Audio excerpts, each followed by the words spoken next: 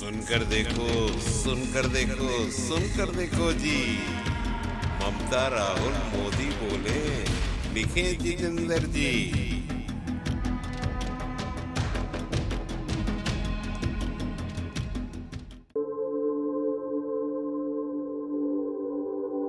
Party and the UDF accept the diversity of India.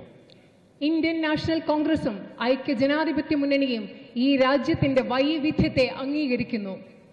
We accept the multiple languages, the multiple traditions, the different histories, the different expressions of all our people. ഈ രാജ്യത്തെ വിവിധ ഭാഷകൾ, വിവിധ സംസ്കാരങ്ങൾ, വിവിധ പാരമ്പര്യങ്ങൾ, വിവിധ ചരിത്രങ്ങൾ ഇതെല്ലാം ഇന്ത്യൻ നാഷണൽ കോൺഗ്രസ് ഉൾക്കൊള്ളുന്നു.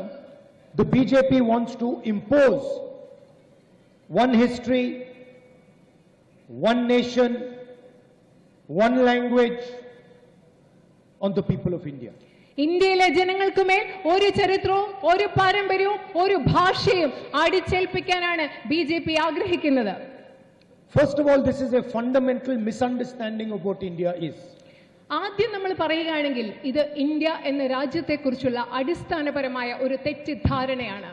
How can you come to the people of Kerala or the people of Tamil Nadu or the people of Bengal and say there is going to be one language? നിങ്ങൾക്ക് എങ്ങനെയാണ് നിങ്ങൾക്ക് വന്ന് കേരളത്തിലെ ജനങ്ങളോട്, തമിഴ്നാട്ടിലെ ജനങ്ങളോട്, ബംഗാളിലെ ജനങ്ങളോട് പറയാൻ സാധിക്കുക ഇവിടെ ഒരേ ഒരു ഭാഷ മാത്രമേ മതിയാവൂ പാടുള്ളൂ എന്ന്? You are insulting every single citizen of Kerala. ഇവിടെ വന്ന് ഒരേ ഒരു ഭാഷ മാത്രമാണ് എന്ന് മാത്രം മതി എന്ന് നിങ്ങൾ പറയുമ്പോൾ കേരളത്തിലെ ഓരോ വ്യക്തിയെയും ഓരോ മലയാളിയെ നിങ്ങൾ അപമാനിക്കുകയാണ് ചെയ്യുന്നത്. Malayalam is not just a simple language. Malayalam എന്ന് പറയുമ്പോൾ അത് വളരെ ലളിതമായ ഒരു ഭാഷ മാത്രമല്ല. Inside Malayalam is hidden the history, the tragedy, the happiness, the sadness, the brilliance of the people of Kerala.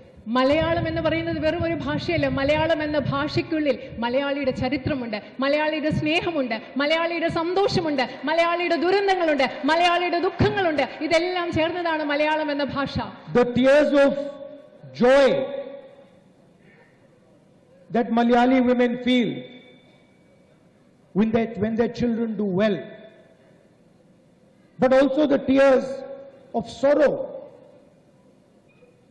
when someone loses a brother. These are all transmitted in Malayalam.